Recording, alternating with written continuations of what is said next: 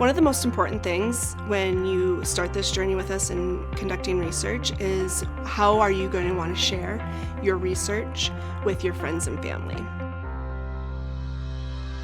At the end of the sessions, everybody gets a digital format that includes a journal with all of our research, citations, abstracts, everything that you need to dig into what was done and how this correlates to your ancestry. You will get those records also, as well as family group sheets and a pedigree chart and a detailed report that discusses what we found and our next steps should you wish to continue research.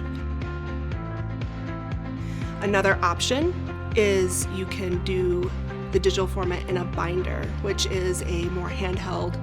visual piece that you can share with your friends and family. If you have the time in your retainer, you can add on a book that is created by our publications team